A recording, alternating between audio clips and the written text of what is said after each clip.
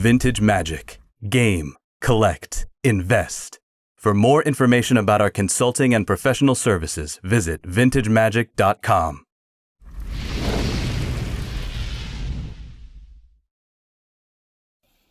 What's up, Dan?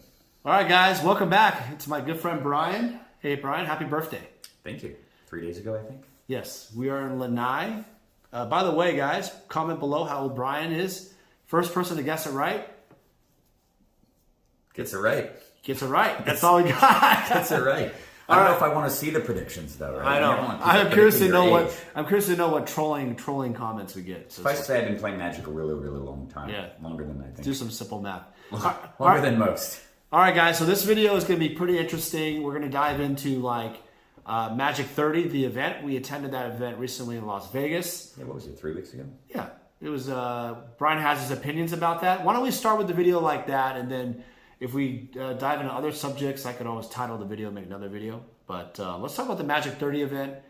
How was it? Your impressions? You've gone to a lot of events over the years. I have. So what do you think? Dozens and dozens. I'll admit to having not attended very many Grand Prix over the years.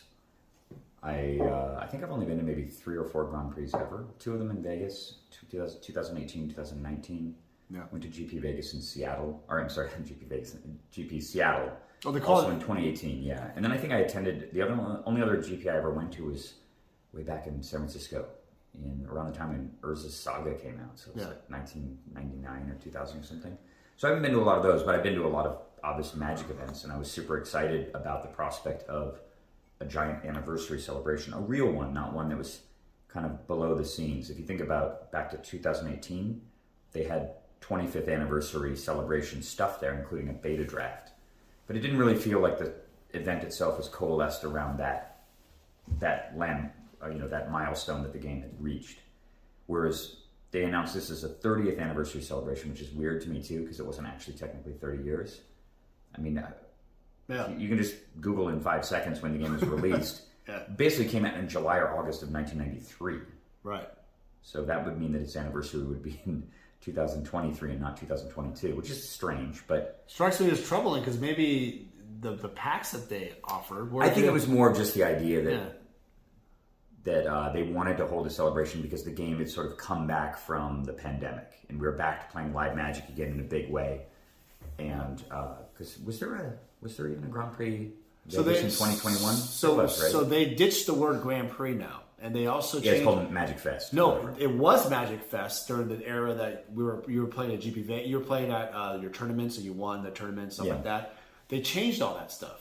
Now it's called Magic Festivals. Magic Festivals. And on top of that, they call it Magic Cons for 2023. It's like Gen Con, Magic Con. Magic Con. Yeah. So I mean, at the end of the day, it doesn't really matter. The result's the same. Yeah, it's just. So how was the event? Why don't you just share your the positives? So let's start with the positives. A lot of people attended it. Okay. I would imagine. I think that they sold out all the passes pretty quickly, despite the fact that the price points were exceedingly high for the higher level packages. Correct me if I'm wrong, but if I remember, there were 3 tiers.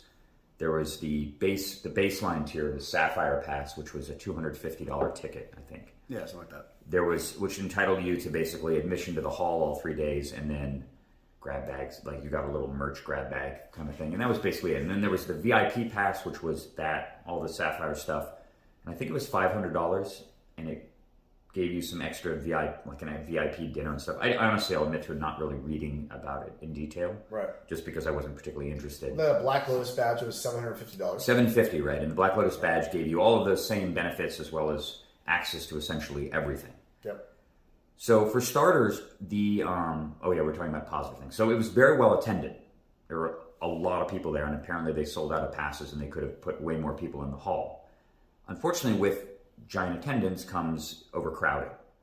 And one of my initial impressions as soon as I arrived at the tournament site was just, there's no place to even play here, because all of the tables, for the most part, are taken up by tournaments. So I walked around looking for a place to kind of sit down, and I eventually found what appeared to be open tables, but I got moved within about 10 or 15 minutes because another tournament was setting up there, which led me to an area called the Command Zone. And I've talked about Commander in videos that we've done before. Commander's kind of really how I play Magic these days. I don't play it as a multiplayer thing most of the time, but I really enjoy it as a 1v1 endeavor and something that tests my skills as a player and as a deck designer, because Commander is such a gigantic, wide open space that's constantly changing.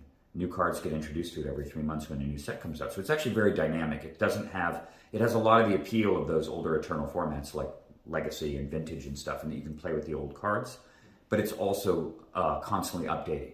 Right. And there's a lot of room for innovation. In fact, the last 2 decks that I built for the format, or co-built for the format, that have both been extremely successful, neither of those decks is blue-based, which is really interesting because it shows the kind of progression of the format. Historically, if you're not playing blue in competitive Commander, you're just not trying hard enough. or you miss the memo, and you're probably just going to lose because the blue decks are just better. Yeah. And the last 2 decks, one's black-red, the other one is red-green. And if you ever start doing videos about Commander, I'd be happy to talk about either of those decks at length. But neither of those decks has a blue component at all, and they're both incredibly effective, and they're both incredibly effective control strategies, actually. But within the Rakdos and Gruul colors, which is kind of interesting. So, but I primarily care about playing. When I play live, I generally just play. I play Commander. Right. I did bring my old school deck because there was actually an old school event there, but kind of hand in hand with the other sort of systemic issues with this event and this tournament, or in the tournaments that were held, was that instead of having a proper old school event like they did in 2019, right? Remember the old school world championships, and a big tournament the year before also that was attended by over 100 people. This was a more akin to like a pre-release. It was a 3-round event, casual rules enforcement, and you basically just played 3 random rounds. It wasn't even a big Swiss event. And then based on your record, you got some small amount of prize wall awards. And old school is one of the foundational pillars of Magic. Not only does it have a huge community, but it's where a majority of the secondary market's money is in as well, right? It deserves more veneration and more respect than it clearly got, rather than this sort of afterthought event that was held at, it was also held at 8 p.m. too. 8 and 9 p.m. Friday, 8 and 9 p.m. They had 2 events, 8 and 9 p.m., right? In the middle of everybody's like dinner schedule. In Las Vegas. In Las Vegas, right? Why are you holding the tournament at the same time when everybody's out to dinner? Yeah. So consequently, even though I prepared for the event, I put in some reps and practice, and I was my deck it's exactly the same deck. And I think, it was EC rules. So my deck is basically unchanged from the last video that we did. Yeah. At the same time, it would have been fun to play. And then I find out that, in fact, all of our dinner reservations overlapped with the tournament.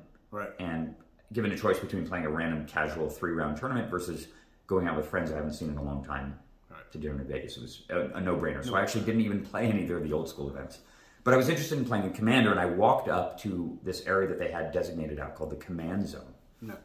Because remember, there was a premium on table space, and particularly because Commander takes a lot of space because it's usually 4 people playing. And they have this thing called the Command Zone, a giant section, cross-section of the room that was demarcated for Commander only, and it was almost empty. There was almost nobody in it. And I was puzzled by that, so I said, well, can I go in?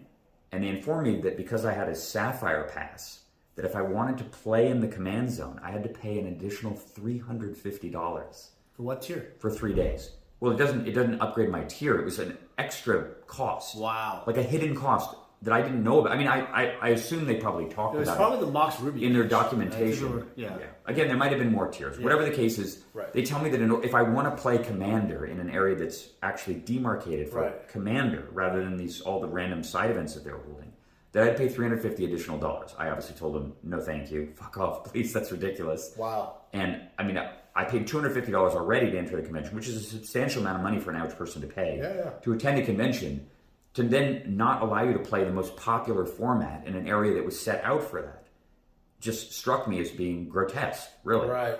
And I told them as much. I said, that's just ridiculous. Why do we have to pay a ton of extra money just to play this format in a place where we're not going to get moved every 5 minutes? Right.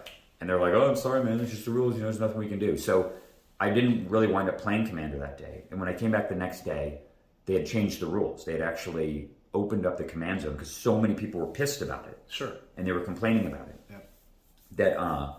That they eventually acceded to their demands and they allowed people to actually play in the Command Zone.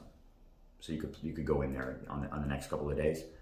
But that's just sort of, the tip of the iceberg. You asked me for positive things, and it's hard for me to really find anything. Was that even a positive thing? Because the only thing you said was the number of people that came. Yeah, no, I think but I mean, attendance is a good thing, right? People, and I think that they were good about making sure that people came there with vaccination cards, and they enforced the health rules.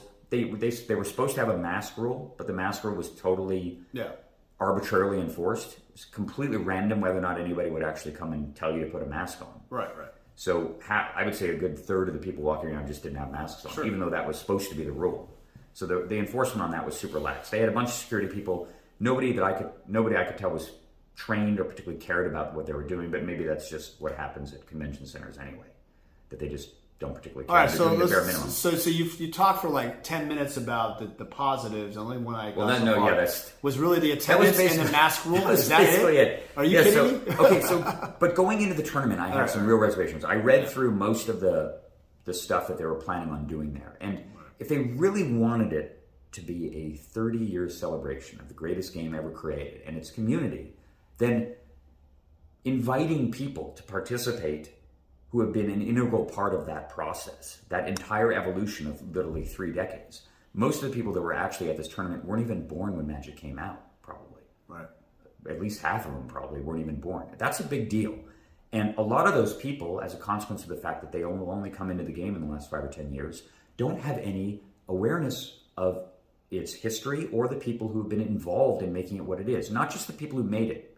And they had a talk by Mark Rosewater. Richard Garfield appeared remotely to talk for a little bit, which is honestly, felt like a bit of a cop-out to me. And I understand that, I know Richard well and I understand his reasons. I totally get them. But I think that in terms of just providing a service to the broader Magic community and an opportunity to see the game's founder, to see him in the flesh, he's a real person, and maybe talk to him and stuff, I think it's vitally important. And they did not pursue that. Maybe it wasn't an option at all. Right. But I know that my friend Stephen Menendian, our mutual friend, specifically went to the tournament to go and hear Richard speak. Right. And he was deeply disappointed when he found out that he felt totally ripped off, that Richard actually would not even be there. I think they put it online and then they finally put like some asterisk or something that it was remote. Then you could buy into a remote podcast. Yeah, and I mean, it makes sense if you know Richard. Richard's a really private person. Sure.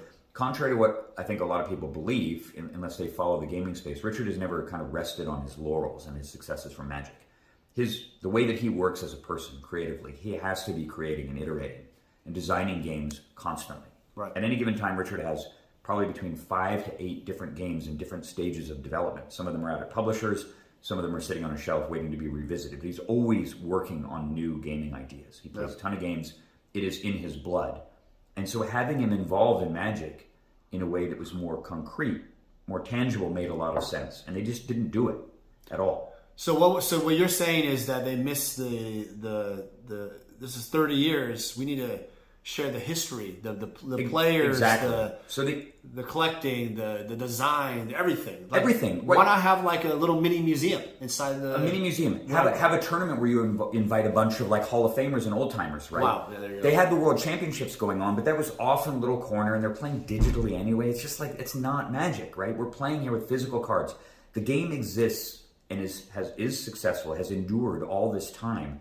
Not because of the success of Arena. Arena's success is a very contemporary, modern thing. Right. And it's fine to have a tournament that celebrates Arena. That's totally reasonable. But not a tournament that's called the 30th anniversary celebration. If you're going to talk about the 30 years of the game's history, or 29 years, you need to be cognizant of that. They should have brought in Hall of Famers. They should have brought in celebrity players who have defined the game in its different eras, the original innovators and deck designers. They should have been there, walking around, signing autographs, meeting people. They could have done all of this stuff instead of what felt to me like just a lazy retread of another GP with a little bit more people and a bunch of like random draft side events to sell product. Right. And that's before we even get to me the most egregious thing of all about the Magic 30 thing, which was the anniversary set, which is obviously a subject of deep controversy, particularly in the old school community and in the secondary market in general, because of what it represents. Okay. All right, we'll cut here for a second. All right, 30th anniversary. Let's go, Brian. Yeah, so I remember hearing about it, I think. I read the article about it maybe 3 weeks before the tournament began. And of course, I was very incredulous at first. I think someone sent me an article about it and said, "Hey, what do you think about this?" Because they knew that I harbored a lot of deep passions and opinions about the